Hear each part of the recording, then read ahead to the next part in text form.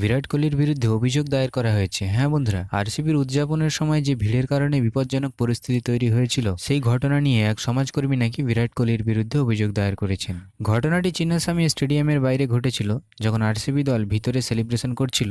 এখন এই বিষয় নিয়ে দুটি দিক তৈরি হয়েছে। 4 জুন মানুষ চাইছিল যে বিরাট কোহলিকে ভারতরত্ন দেওয়া হোক, কারণ তিনি সব ধরনের ট্রফি জিতে নিয়েছেন, কিন্তু 6 জুন মানুষ চাইছে তাকে জেলে পাঠানো হোক ওই দুঃখজনক আরসিবির উদযাপনের সময় ঘটে যাওয়া দুর্ঘটনার কারণে।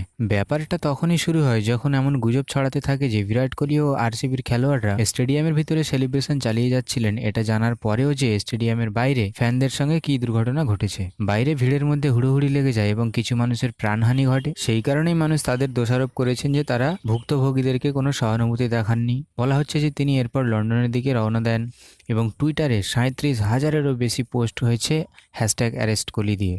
কিন্তু এখানেই মানুষের রাগ থেমে থাকেনি। এরপর তারা বিরাট কোহলির কিছু নেগেটিভ এডিট তৈরি করেছেন, যেখানে তাকে দেখা যাচ্ছে আইপিএলের ট্রফি হাতে ধরে আছেন এবং তার হাত রক্তে ভেজা। আর এই পোস্টের নিচে কোহলির ফ্যানেরা লিখেছেন যে বিরাট কোহলিকে প্রতিটি জিনিসের জন্য দোষারোপ করা মানুষের খুব ভালো লাগে। তিনি মন্দিরে গেলে সেটা নিয়ে নেগেটিভ ছড়ানো, তিনি চুপ থাকলে সেটা নিয়ে নেগেটিভ ছড়ানো, তিনি শীর্ষে থাকলেও নেগেটিভ, তিনি ভারতে থাকলেও নেগেটিভিটি ছড়ানো, তিনি লন্ডনে গেলেও নেগেটিভিটি ছড়ানো। প্রতিটি ছোট বড় ব্যাপারে তাকে হেট নিতে হয়।